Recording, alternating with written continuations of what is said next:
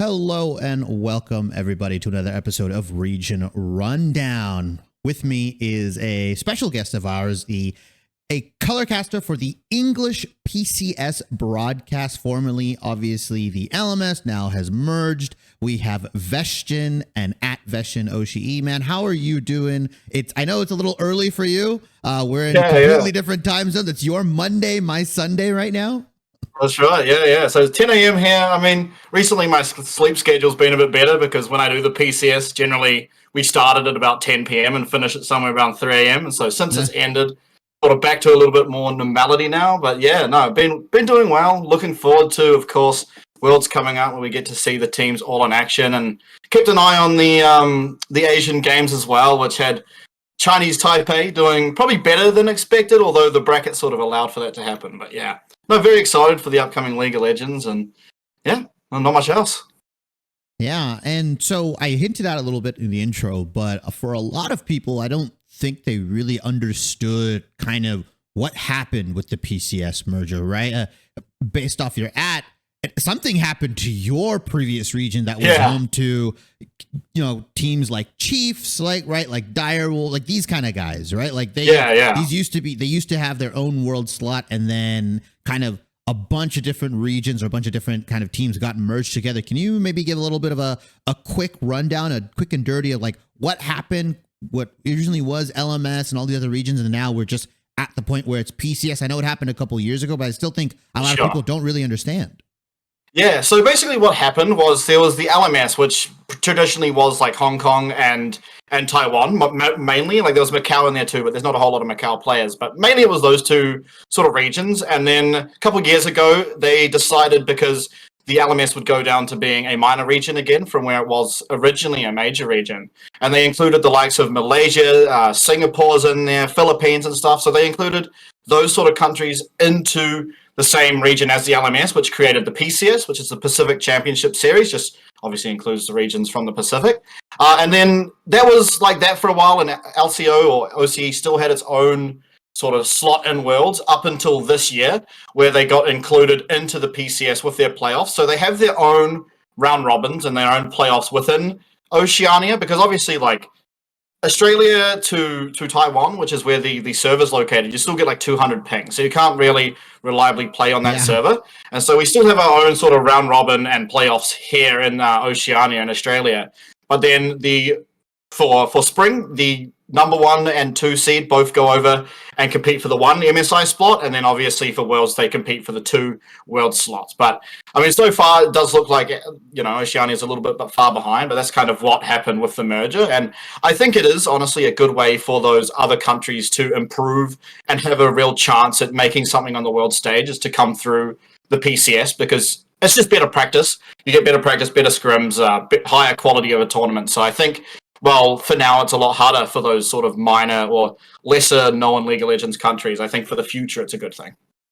Yeah, and interestingly enough, out of like kind of all the Southeast Asian countries that you mentioned, one of the key countries that's missing out on that kind of merger is VCS, right? Vietnam. Yes. Specifically. Yeah. And that's just because League has such a dominant presence in that country and obviously they've been able to produce their own players. I was thinking when the merger happened, I was looking for that name. I was like, well, is Vietnam going to be in here? But I realized that, like you said, a lot of the other countries that I got included, right? They don't really have a strong League of Legends presence. So some of these countries can only field like 1 to 2 very, very good rosters. In regards to the OCE, I've obviously seen a lot of talk since the merger and everything like that. It feels like a lot of the pros and people that still play in OCE kind of have a different viewpoint, I would say, in regards to like what happened to their server, what happened to their world spot. Can you maybe talk to that a little bit before we get into kind of the PCS history now? Because I feel like we took a step backwards with the merger, and I feel like OCE, given enough time, could have been one of those regions that, really could have done something as a minor region. For sure. I think that is something that certainly can be true. And if you look to other esports, like Apex, for example, you have teams like Dark Zero and even Moist Esports who are originally from Australia. The players are from Australia, and they're making massive moves on an international stage, right? And so League of Legends kind of feels like the only esport where we haven't really seen that happen. In the very, very early stages, when you had sort of the early stage of the Chiefs with the likes of Raider and Swiffer, Spooks, Ejim, and those names, it looked like there was gonna be some progress made, and they looked like eventually they were gonna crack into sort of that, this being able to make it into the group stage, maybe even push for playoffs. Unfortunately, it didn't happen, and as Oceanian players became more recognized, a lot of them would be picked up by teams overseas, right? Like the likes of Fudge now, who is one of the best top laners over in NA. He is originally an Oceanian player. Lost, who has played for a few teams like TSM. He's been in Academy for a lot of years. He's originally a player also from Oceania, and FBI, of course, who's going to Worlds, another Oceanian player. So I think it's something, and honestly, it happens in the PCS too, where the best players are noted as literal world sort of tier players, so they get taken over to a major region, and it's just better for them as individuals to do it. But unfortunately, it does weaken Oceania as a whole, which I think is how we've found ourselves now to be included in the PCS, just because sort of the massive names are getting taken away from the region. Yeah, it doesn't seem like that kind of importing from minor regions, let's say, will stop. Obviously, PCS has lost some players like River, Gori, these kind of guys, and that are on Golden Guardians, but we can kind of get to that a little bit later on. I do want to talk about the PCS kind of this year as a whole, and maybe you can get us to the point where we got to your two Worlds representatives, which is PSG Talon, right? And I believe Flying Oyster. Can you kind of maybe talk about this year's expectations, maybe this split, and other than those two teams, like were those the expected two teams to make it out to Worlds? Was that like the general consensus? Was there some maybe like hotter takes, like maybe like J Team or Hell Pigs or something like that? Was there anything too off the wall? Like what was the general consensus for this year? And maybe you can kind of talk about leading up to this World split.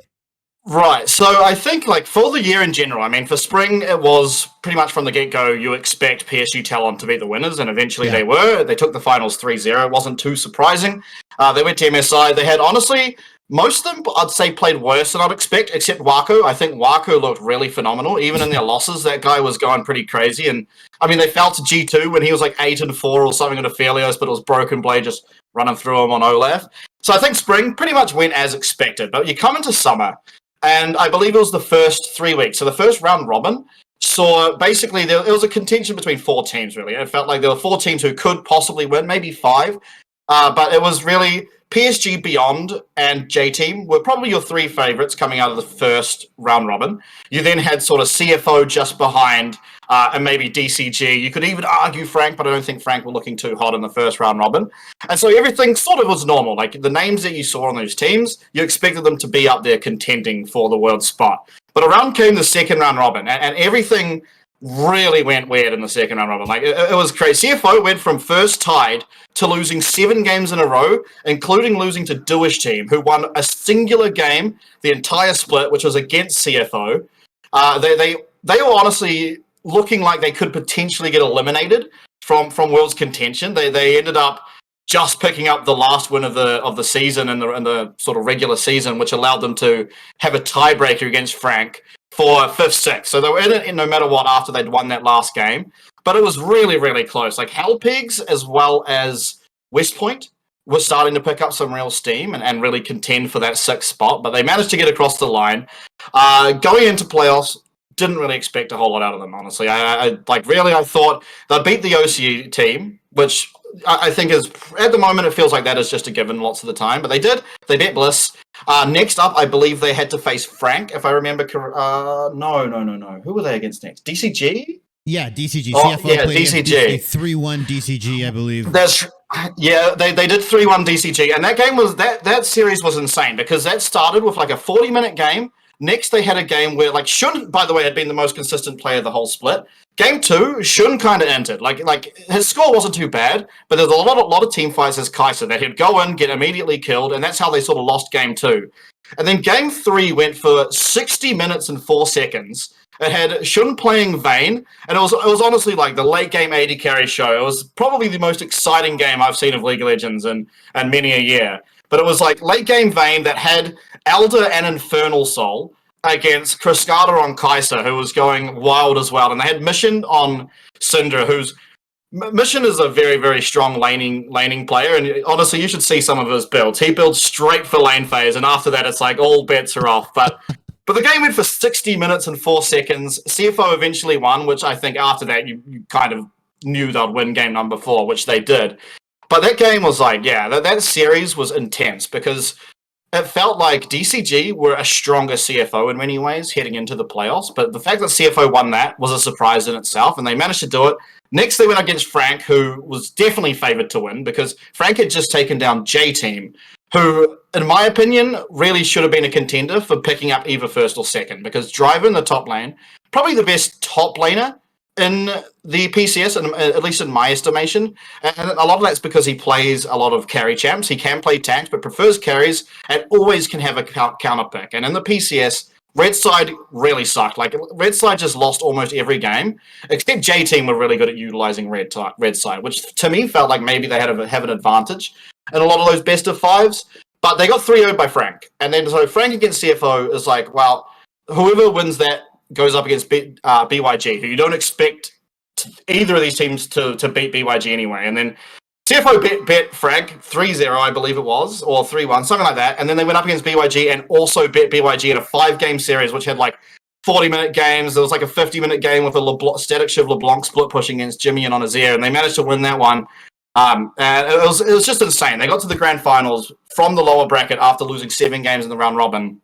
I think they were pretty much the least expected team to make it into the Worlds, and they did. They even went in the grand finals into a 5-game series against PSG. So yeah, it was an extremely unexpected but strong showing out of CFO, to not only from the gameplay but just the mental fortitude to go through so many series in such a short amount of time, but still manage to almost win the entire split. You know. And you talk about obviously CFO having like kind of this gauntlet, I would say, from the lower bracket. Yeah. PSG didn't necessarily have like a walk in the park either, right? Like no. they were placed in the upper bracket, obviously, because I believe they ended up placing first overall in the season. They go on DCG, they 3-0 them, and then they actually have to place against, I believe, Beyond Gaming. That becomes a 3-2. Yeah. Right? And then after that, it's another 3-2. So like PSG's journey, like, is it just something within the PCS? Like everybody just like turns the dial up to 11 when it comes to playoffs? Like, is there a large gap between the end of the season and playoffs where teams have more time to kind of structure themselves? Like, why is it that the playoffs, after I would assume PSG and J-Team kind of just ran through most of the regular season, why is the playoffs giving them so much burden? Well, that is something that myself and Shock as well are always really curious about, because you go through the regular season and it's like the team you expect to win, at least if it's like PSG or beyond, you generally, if you expect them to win, they will win. It's almost 100% of the time. And the only time those sort of teams ever even drop a game is if they're against a team of similar strength. For example, PSG and BYG went 1-for-1 in the regular season. So you expect them to be somewhat similar strength. But then it gets to playoffs, and it is really strange because a lot of these teams just seem to... I think a lot of it comes down to drafting. I think they're not as strong at drafting for best of fives as they are for just the single game. And it really does feel like also the sort of holes that a lot of these teams have. It means that if they're on blue side, they don't have to ban certain champions, where the other team does have to, which I think opens up the draft a lot. And like for the grand finals, for example, it was a 5-game win on blue side. Blue side won every single game.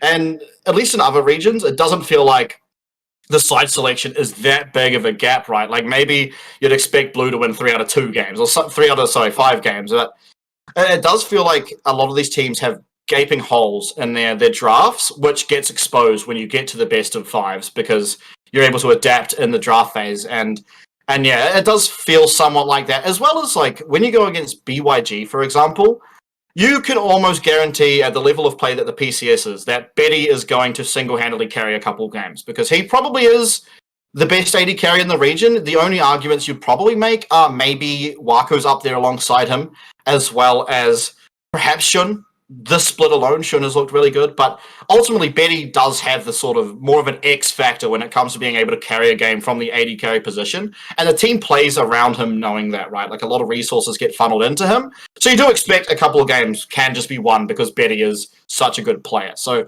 against teams like BYG, it does feel like that is sort of a factor. But when you go up against other teams that you don't like I didn't expect a 5-game series for the finals. I expect PSG should have just cleanly won that one, and they weren't able to. So it does feel like there are just still holes within the draft phase that these teams have to identify, especially coming into Worlds, going up against strong international opponents. I do want to highlight that bot lane, or like some of the bottom laners in your region, right? I've talked to obviously other individuals, and they've been like singing the praises of people like Wako, right, or Wako. Yeah, and he's like, that guy's like a monster, like that. Yeah, he's insane. Really good. Like when you kind of compare your bottom laners to, let's just keep it within the minor regions, like it feels like you guys quite literally have some of the best bottom laners in all of the minor regions. Is there a reason as to why you guys are producing such, I would say, really good talent? I mean, we look even in the past, right? FBI lost, like you mentioned, another pair of bottom laners that obviously have had varying careers of success, but like even the ability to compete at the NA level and make it to Worlds for FBI, like, this is not coincidence. It's 4 or 5 different AD carries that you guys have produced that on the international stage, or even like coming to a major region, they look really fucking good. Like what is this? Is something in the water? Like, is it something you feed them? Like, I'm very confused. Yeah, I always wonder about that too in many ways. Like for OCE specifically, I don't really know why it happens. I think like maybe for people like Raze, who is one of the better, maybe the best bot laner in Oceania, alongside someone like Lemus, I always feel like he's been around since the days of Radier, and Radier was like the most famous Oceania player at the time, right? So I don't know this for sure, but just speculation, like maybe people at that time saw Radier as sort of an icon within Oceania, and he was an AD carry player, so they've learned AD carry, and they've gotten really good at AD carry that way. But honestly, I don't know. I don't know why Oceania seems to have their best players often are their AD carries. Now, some of them can be mid laners. Like there have been some pretty successful mid laners come from Oceania, but I think in general, when you think of Oceania and their best players, they have traditionally been our AD carries. For the PCS, I think a large reason for that is the PCS players and the teams, they get to scrim teams from China, teams from Korea, teams from Japan and Vietnam all year round, right? And traditionally, from the beginning of sort of LoL Esports, China has been the region where people look to as having the AD carry region, right? Like Udyr, Zhao Wei Zhao, those were the most famous AD carries at the time, alongside someone maybe like Double Lift at the early stages of League. But these were Chinese players, the best Chinese players, coming from China. And I think a lot of the players know that, and they get to scrim against all these up-and-coming Chinese AD carry superstars, which improve their level as well. So that's why you get people like Betty, people like Wako, that are just so strong, so flashy, and are such an important factor in their teams. The same can be said from Doggo, of course, who ended up going over to LPL. But it's like these players, they're playing in probably the area of the world with the best AD carry players, and thus you're getting to practice with the best of them. You become sort of the best of them, Yeah, and that's my take anyway. I mean, it's a solid one too, and I think as well, PCS. I mean, you guys have got some before they got imported, but also even now, you guys definitely have some like star-studded junglers. Like I've been very, very impressed with your guys' jungle talent. I think PSG, for example, JunJia, I mean, that guy's an absolute maniac when it comes to jungling. But even if you go further down the list, right, people like Gemini, Hana, these kind of guys, like they're all very, very, talented in their own way. And so in regards to jungle, right, does PCS as a region, do they really kind of play for that jungle advantage more? Are they like, it seems like mid lane, solo lanes, it's not necessarily the most important aspect for these guys. Is there a reason why you guys are producing, in the same vein as the question of the bottom lane talent, what's with you guys producing such really good jungle lane talent? Is it the same thing, kind of that like LPL byproduct where you guys are scrimming these teams consistently, and like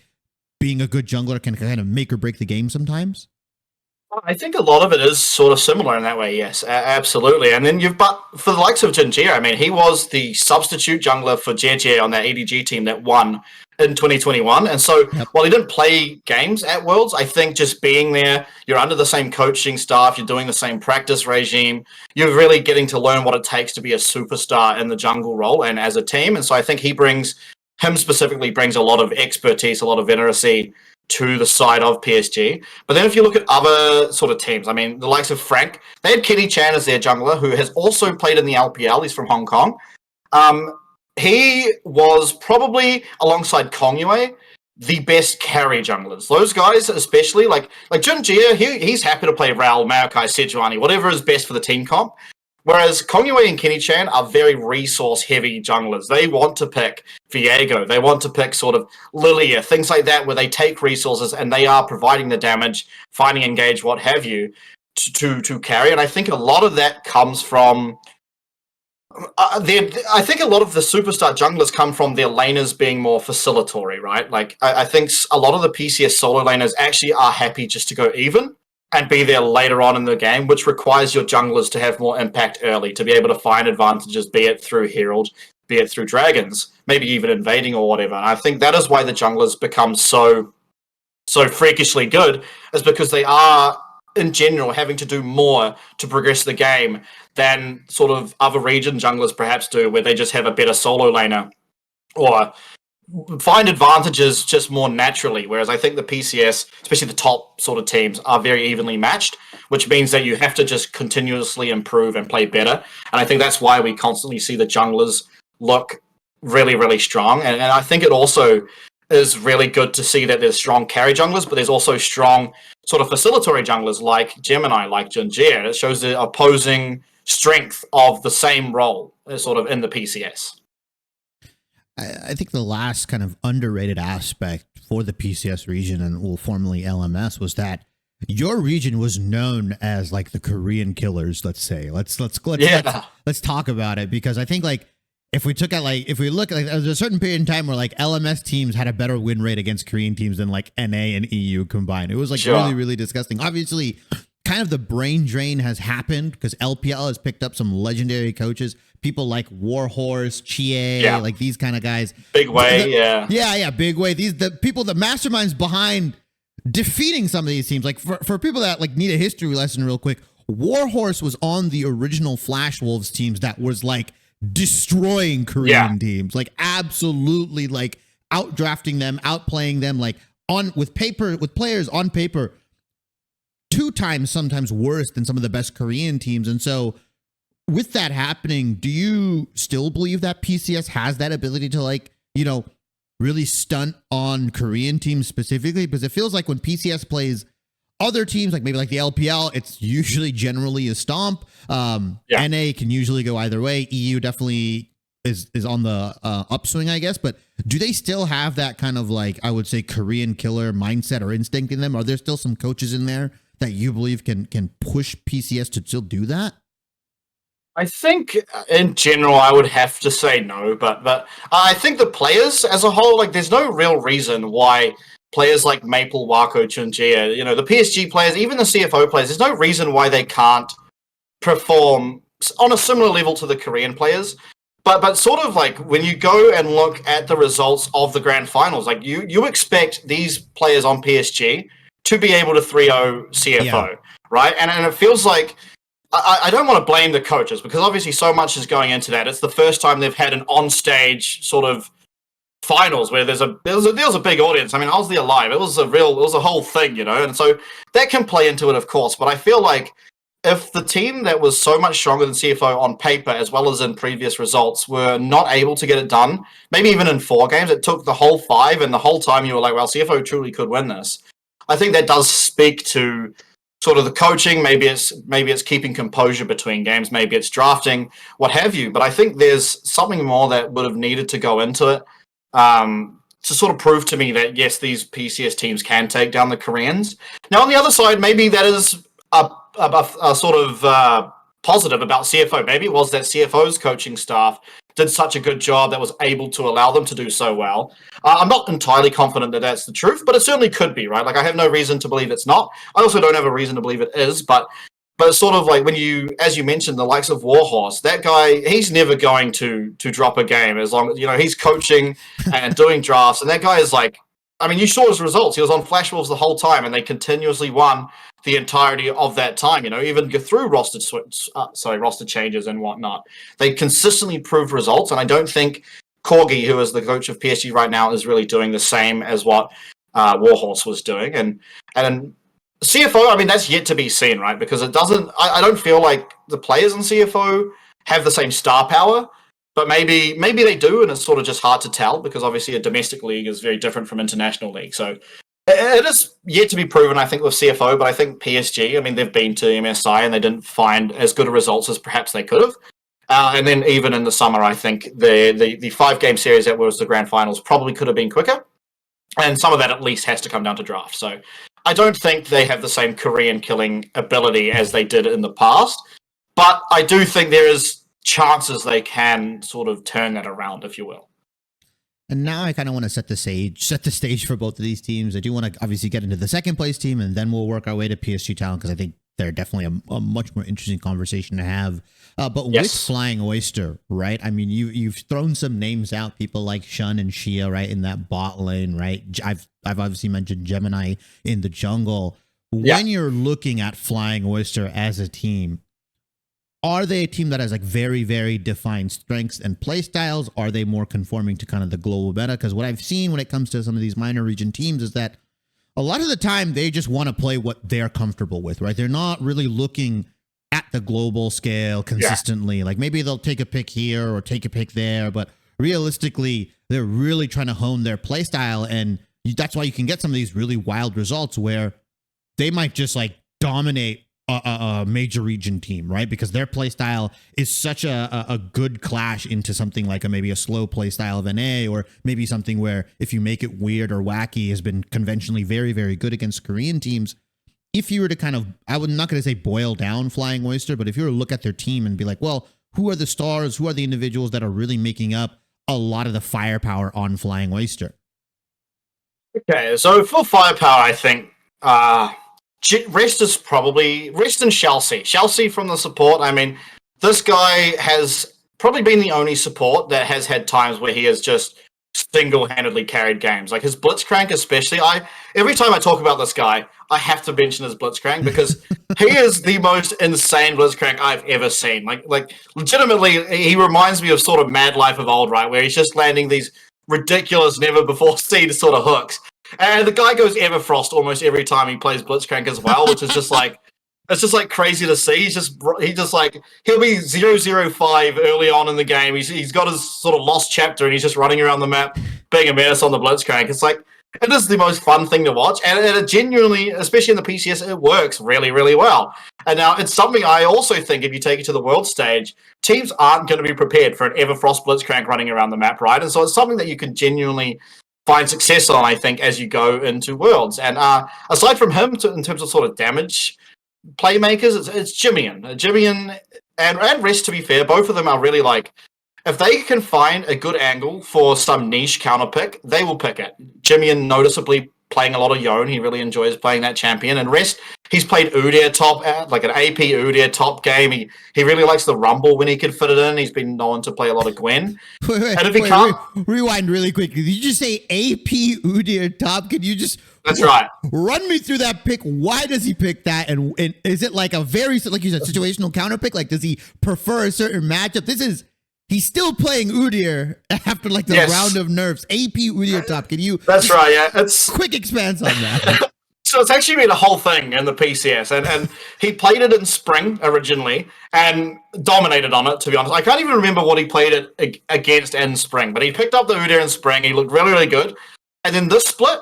After he'd done that, Solo Kill, who was the top laner for Frank Esports, a Hong Kong team, he started playing AP Udyr as a red side fifth pick against pretty much everything. He's played it against Gangplank, he's played it against he's played it against Aatrox, and he just dominates on it, like absolutely dominates on it. He played it against PSG in the second round robin, and I believe it was Azhi who was playing Rumble. Solo Kill was on the Udyr and just dominated him. And so we get into the playoffs. Solo Kill gets eliminated. It's red side for CFO.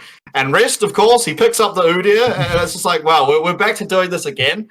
And as sort of the build they go for is Demonic Embrace, Jack Show, and then they're just unkillable. They just like they don't do anything. They just run at you, and slowly you burn away because of that the Phoenix stance sort of burn thing. It's the most ridiculous thing to watch, but it wins every single game it's picked. So it's something that they find a place where it can be picked, and they will pick it, and they'll make it look incredible. And so that's something to be aware of, I suppose, when it comes to versing CFO. Rest as well in the Asian games, and I don't know how relevant this will be for Worlds, but in the finals against Korea, he picked up Singed in the top lane. So it's something maybe that he's got in his wheelhouse as well. He hasn't actually picked it so far in the PCS, but I mean, also he's played the Heartsteel Cannon. I don't remember if you ever saw anything about that. No. But he did play a game of Heartsteel Cannon, top with Grasp the Undying, goes into Demonic second as well. And it's just like, this guy He's a has some weird... He is. He's a dark wizard. He is an absolute dark magician. That guy just pulls out absolutely the most wild thing. It's always like, what is he going to do here? It's like, okay, Cannon looks good here. And then you get into the loading screen. He's got Grasp the Undying. And you're like, hang on a second. This isn't what Cannon's usually run. And so, yeah, I don't know. Rest has a lot of counter picks. JimieN likes to play carries. I mean, that guy, he was in the NACS as well, which maybe a lot of people will remember. He was on 100 Thieves Academy. And at one stage, I still remember before I was doing the PCS, but like I saw this guy's name and I remembered him from one Akali pentakill he got in an official game, and it was like one of the most wild Akali pentakills you'll see. So he's had time in NA, and now he's obviously back in the PCS, and he looks really, really strong. He likes assassins, seems really good at control mages. Not as good as the rest of the league, really, at the likes of Tristana and Jace. So I think with thought of what's happening with the Seeker's Arm Guard, as well as constant Shiv nerfs, I think maybe we'll see a lot less AD mids, which is probably good for JimieN in general. But he does like the Yone, so it's something especially Yone to take note of. Azir as well, a big one, is for pretty much every mid laner in Worlds. Has his build been the Hullbreaker Yone build, or has it been more of the traditional kind of crit team fighting build, or has he flexed between both? Because I know there's been like a rise in that Hullbreaker build. He didn't do Hullbreaker, but he did do Even Shroud. I think every Yone game he's played, he's gone the Even Shroud Yone build, and so yeah, that's been his. You've got some actual like wizards on Flying Oyster. There's wizards the whole league, man. I swear, Mission is the prime suspect in terms of wizardry. That guy comes up with the most wild stuff, and it's usually terrible. But it's like, what is he, this guy's cooking. But then, yes, CFO, they like to cook. They get pretty experimental at times. Way more so than PSG. PSG are a very, very tame team when it comes to most things. But CFO, very, very exciting to watch. And I think Rest, he's probably going to play like the Renekton Constante. That is his most played. But he also picks out these wild things. So, I mean, if it's backs against the wall type of, they're zip down in the series, maybe he'll pick out something pretty unique and get them across the line. But yeah, I think generally he does play Renekton Cassante, but if he can find a way to get like something like an Udyr, a Kennen, a Gwen, something, you can expect him to pick that up, because he does like to be the carry if possible. Yeah, I do see some like kind of like you said wacky picks. So like I think there's like some potential for a Cassante flex, as JimieN has played Cassante in the mid lane. He's played some Vigar. Rest, I see, has played both Poppy and Mordekaiser. Like they're not your like average solo laners. Like they are willing to get a little wild, and I think they do. That's what you have to do. I think if you are a minor region, specifically facing some of the major regions, right? Like it doesn't necessarily work that well against LPL, but I think like against EU, against NA, Korea, changing and warping the game with picks like these are almost always the best way to kind of catch these guys off guard. And so. Yeah, I've been hearing obviously like whispers of Flying Oyster and PSG Talon, and obviously all the other minor region guys I've been talking to, like they're like, they're a lot better than people are going to suspect, and I hope to make a splash at Worlds. So we've talked about Flying Oyster, we've talked about kind of the dark technology that they're bringing in to Worlds. I would say to properly introduce PSG Talon, I would argue they're probably the closest in regards to. They're number one, if not number two, best minor region team. And like, in my opinion, and I've been trying to argue this for the past year, like they realistically could be better than some, like maybe the 4th seed NA team, right? 4th seed EU. Like PSG Talon, in my opinion, has the ceiling to reach those heights. Has the skill to reach those heights. And it's one or two things here or there. Sometimes they just get caught off guard. Can we talk about PSG Talon and how they have pretty much been pressed against that glass ceiling for so long? Like, is this the tournament where they look to break it? Like, is this the highest possibility they have? Because people like Maple, Wako, JunJia, like, they can go toe-to-toe with NA's 4th seed, in my opinion. For sure. Yeah, I think, for me, I think in terms of the play-ins, my number one pick to being able to get out as the 1st seed out of play-ons would be PSG. I think they should Like you just think of the region as a whole. I've said it before, of course. They actually get to scrim these really strong Asian regions the entire year long. So for that alone, they should be favored. Just practice, sort of the caliber of the practice they get should be higher than that of NA or EU. Now EU maybe you could argue is closer than NA is, just in terms of their sort of ability to practice with these massive world sort of threatening teams. But in general, all year round, these guys get to practice with the best regions in League of Legends. And so you feel like there's no reason why they shouldn't be able to compete with, especially the fourth seed coming out of Europe or North America. And I think for that alone, I have to put them as the best team to be able to like be in this play-in. Sorry, I think they are the most likely to get out as the first seed. Now, obviously they don't have the best players in all their roles. I think in the PCS, I think there's Chelsea's probably a better support than what he is in general. I think Betty maybe is better than Wako, although very comparable. I would say that JunJia is likely the most consistent and the most likely to have a good play style for Worlds. I mean, he hasn't been the strongest carry jungler, but I don't think when you go to Worlds, you want to have someone that is strictly a carry jungler, because once you go up against some of these other teams, they're going to know how to punish that. And so I think JunJia, he probably, I have to think, but I think JunJia is likely to be the best jungler in play-ins, just simply from the fact that he's had so much time to play in the LPL, and then also he was the sub for the World Championship team, right? And while obviously he wasn't JG, he wasn't playing on the roster as their main jungler, a lot of practice came from that. He then got to play in the LPL a lot. So I think this guy really has the sort of practice required to, especially at a Worlds tournament, find success. He's got the DNA. He's That's right. got it in him. Yeah, he's got That's right. the blueprint in there. And I would think. I do want to talk about potentially them facing Golden Guardians, right? Because River and Gori, right? Like these guys were imported. So like, could you maybe, this might be a little bit of a pivot, but can you talk about River and Gori a little bit and their time a little bit, and like maybe what that matchup might look like, JunJia Maple versus River Gori? Because not that I'm counting out BDS. I know I'm NA and all that stuff. I'm just saying it's a more interesting conversation to have.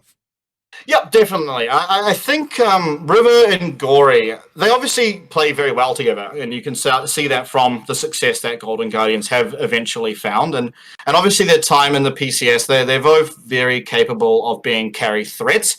And I mean, when you look across the other side of that matchup, it would be JunJia and Maple, right? And Maple, he is probably the most famous Taiwanese player in League of Legends, and a lot of that's because he's been around since Season 3. He's been at Worlds since Season 3, which is probably longer than any other player almost at the World Championship. And so you have Gori and River, who are relatively new to the professional League of Legends stage, going up against a veteran like Maple. I think, especially at international competition, that should give Maple sort of the favored side of the matchup, right? Because things do change when you come international. You don't get to play within your region's meta anymore. You have to go up against what other teams have prepared in their own regions, as well as their own scrimming partners.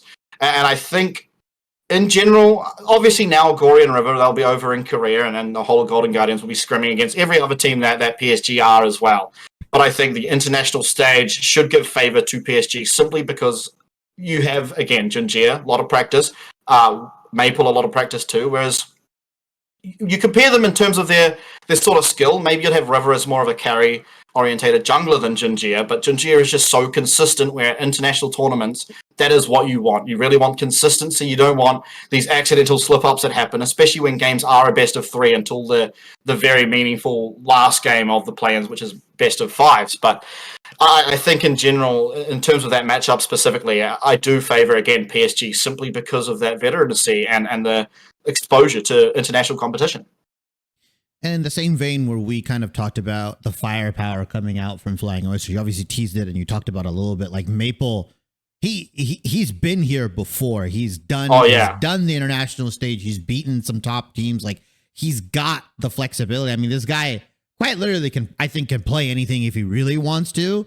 Sure. Although he does have like quite an aggressive number of Jace games. I don't know if they're gonna like. That was just the PCS, man. They obsessed over Jace, and honestly, he was probably the best Jace in the region. So it's with good reason that it was a lot of Jace games. But Yeah, it was like he was allergic to Azir until he really back against the wall needed to play it, and then he looked like the best Azir in the region too. So I was like, well, this guy just.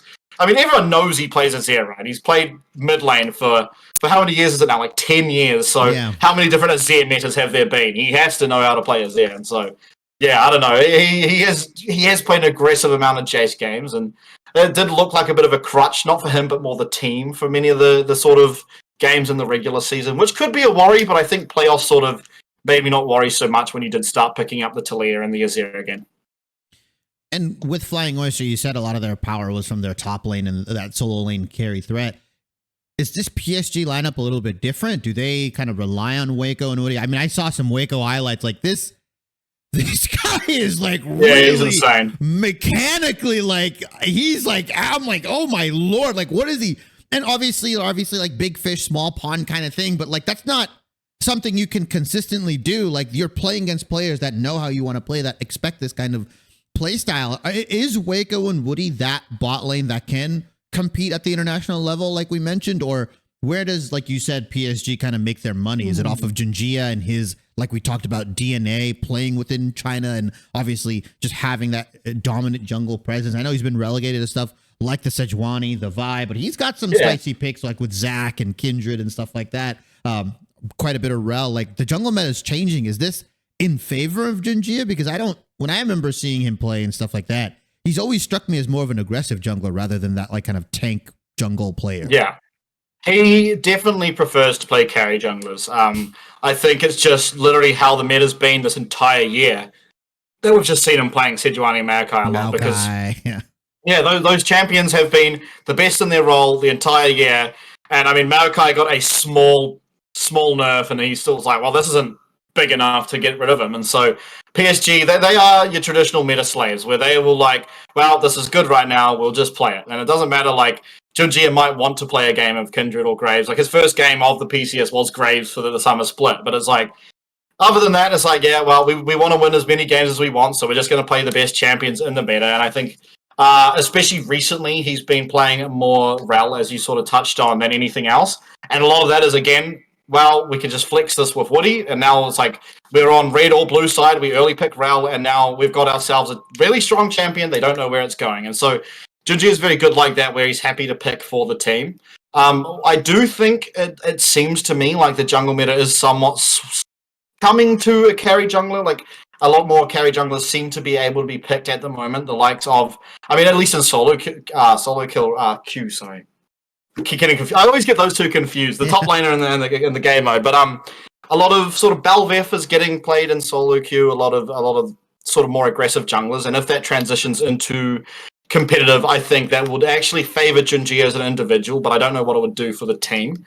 In terms of their bot lane, I don't even think this is that controversial, but it feels like Wako is like a world's caliber player, but Woody kind of doesn't seem like it. I don't think he was particularly strong as a support, and a lot of the heavy lifting in the bottom lanes tends to get done by Wako. And you can look back to MSI as well to see that in action, where every single game that PSG played, Woody was first blooded. Every single game he died for first blood, and Wako was still, despite that, every single game that PSG won, or every single game they looked like they might be able to win, it was off the back of Wako specifically. He was a threat, despite he was. Yeah, it's so sad that you say it's despite Woody's best efforts to. I'm not gonna say sabotage, but I know what you read. Yeah, it was. Yeah. I will say he's gotten better. I think he won't have those same mistakes, and a lot of that can come from sort of nervousness of being at an international stage for the first time.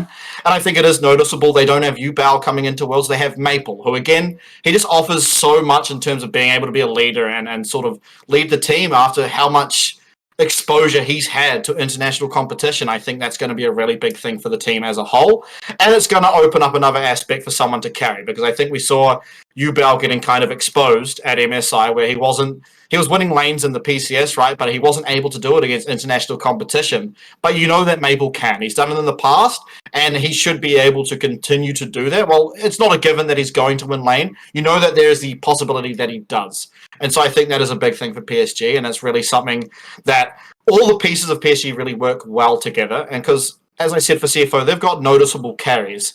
But PSG anyone on any given games can sort of carry. I think Azhi is probably the lesser of that, but he's also never going to be the reason they lose. That guy is just an absolute rock in the top lane, happy to pick whatever champion it is that either neutralizes, or if he gets counter pick, he looks really good on it. And so I think in general, everyone on that team can have their day, and I think that is different than when they had Udyr. I think Maple allows them to have their day, also is better at finding himself the advantages he needs to carry.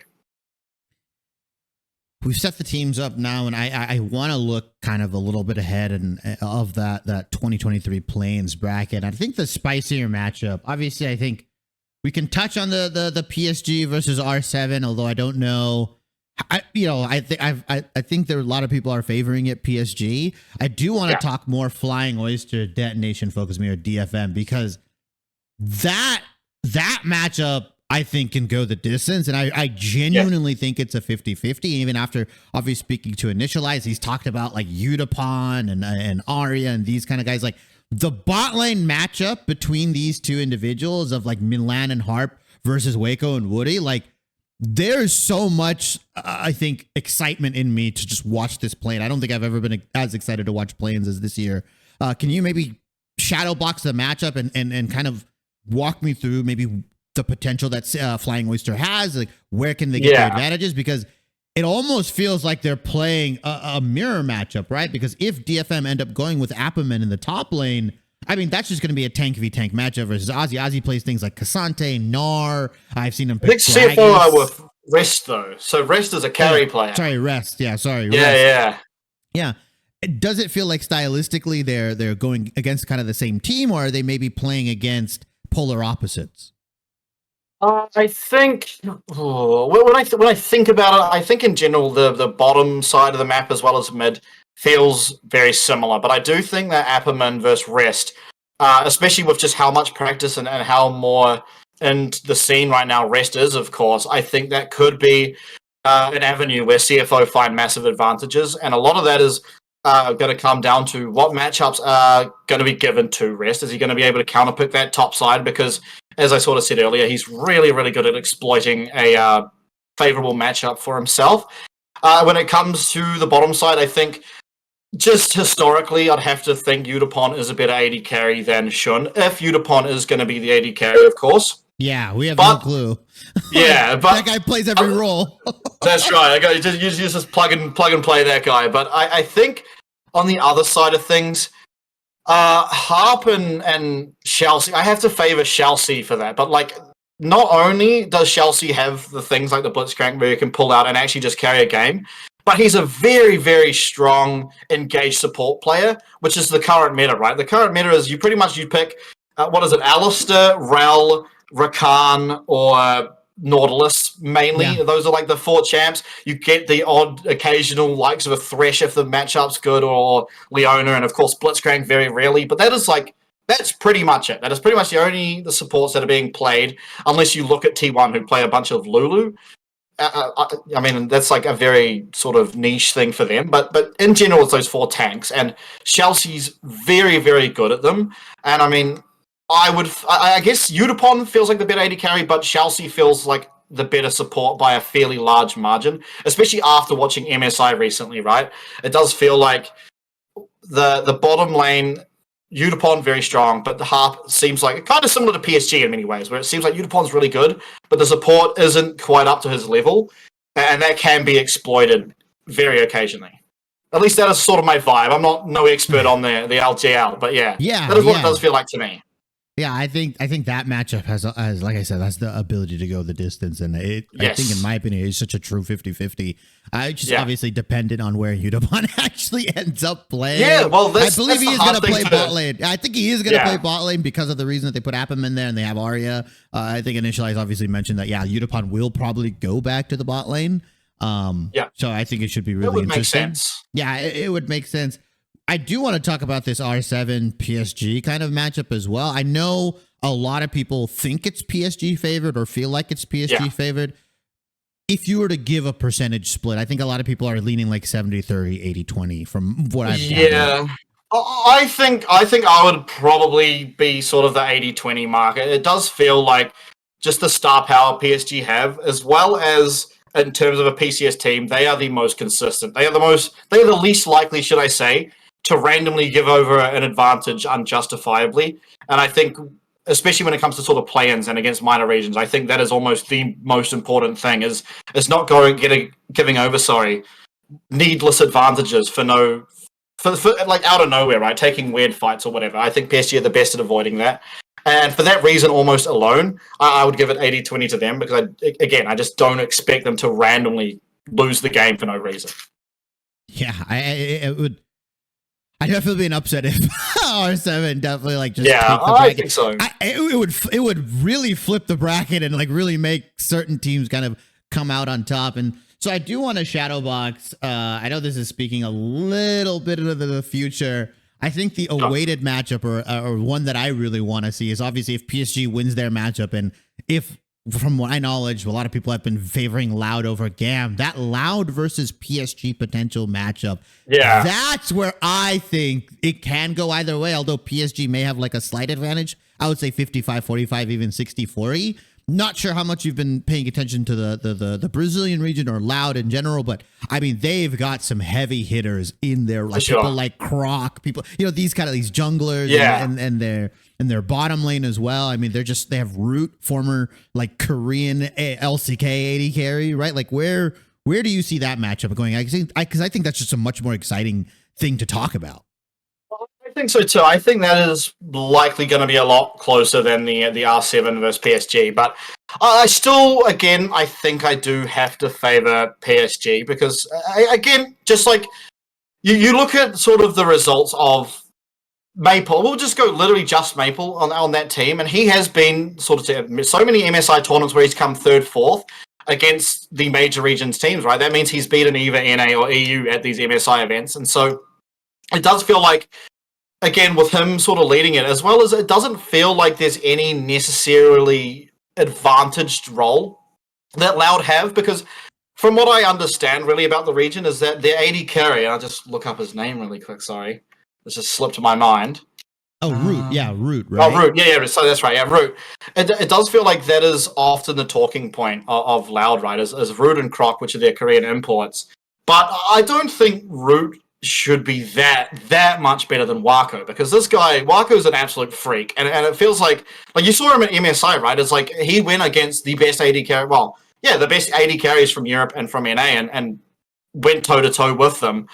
So I don't think that he should really be sort of looked down upon in terms of that matchup. And then JunJia versus Croc. I don't know if you knew this, but Croc originally played in Oceania. He was a player for, I believe it was the Chiefs way back when. But yeah, he was in Oceania before. And obviously he would have improved since those times. But I can't give him favor over JunJia. And I think those really are the big ones, of course. Like, you've just got people that are sturdy in their lanes in the mid, like Maple and Azhi, who I've said again. They just sort of, they will do their job, and if they can find an advantage, they will. But ultimately, the star power for PSG comes from the AD carry Wako a lot of the time, and comes from JunJia. And I don't think that Loud are favored to win those ones. But I also don't think they're just going to get blown out of the water, right? And so I think that's why it's going to make it a really exciting. And I wish we could see it when it was best of fives. Unfortunately, that's going to be one of the best of 3 ones. So it's like, you don't get to see maybe the entire dynamic between the two teams because of that. But of course, if they drop down to lowers, we could see a best of 5 out of them later on in the play-ins. But yeah, I don't know. It's very hard to judge right now, of course. But I really do favor PSG to come out of play-ins and the first seed. And so I just pretty much have to give it to them regardless of who they go against. Although it doesn't mean they're going to blow everyone out of the water, right? It's like, I think they're narrowly better than most other teams in the play-ins. Yeah, speaking to a lot of other people, like it sounds like, at least when it comes to like the upper table of the minor region teams, and even when talking about the EU and a 4th seed, it feels like when you start getting to that upper crust, upper half, most of them are saying like there's no way that it can be like a full blowout on some of these games. Like it's going to be competitive. It's going to be, an issue of like who makes 1 or 2 very crucial mistakes that kind of just lose the game. Obviously, classic League of Legends. But the understanding is, and I think a lot of what the broader audience doesn't understand is that these minor region teams, when it comes to PSG, when it comes to Loud, when it comes to even GAM in some instances, right? they're not just gonna like bend over and die, right? They will. No, for sure. They have clearly leveled up their game. They've clearly imported very, very good players, and they can compete at the top table. They can compete at the high level. And so, like, I think a lot of people understandably might think that, oh, PSG coming out as the number 1 seed, like, that's, what do you even mean by that? That's not possible. But when you realistically break it down piece by piece and you understand the history of these players, what they've done, what they've achieved, it's not an insane take. It's really not. And so that's kind of like what I want to highlight here with like talking about PSG, because like I said, they're pressed against the glass ceiling, in my opinion. And this is the tournament for them to kind of break out. And, I've always been like a like PSG and PCS fan, and I've always felt that they've had the ability to take down the like really bad NA teams and really bad EU teams. I think this is the tournament to do it, because I think the play-ins bracket kind of favors that a little bit.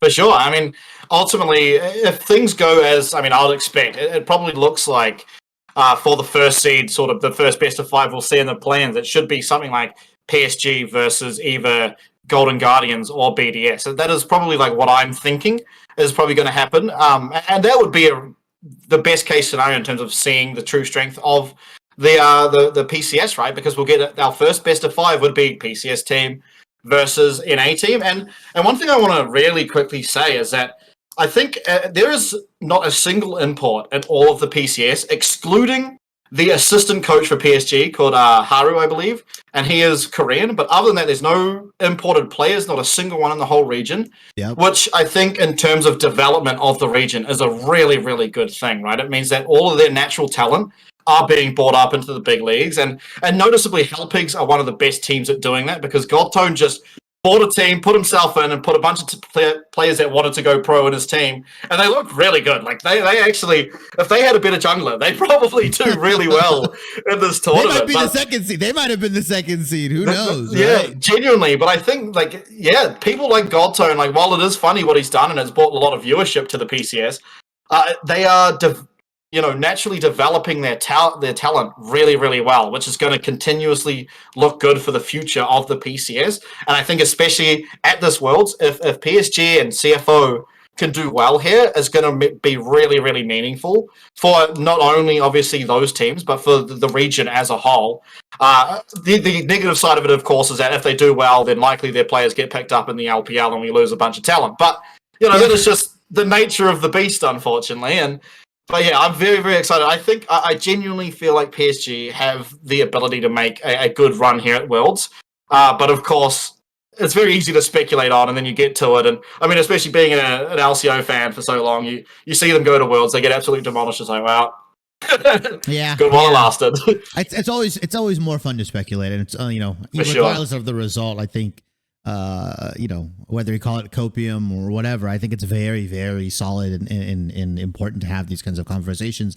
Vestion, we are getting down to roughly the hour mark. I'm going to ask this question. I've asked every other guest here. You can do it for your team, or you can do it for, let's keep it to the plains here, your 90, 50, 10 predictions. If you guys are unfamiliar with the 90, 50, 10, 90% is the most likely outcome. 50% is obviously the 50-50, the somewhat likely outcome. And 10% is your shot in the dark. Like, there's a 10% chance this can happen.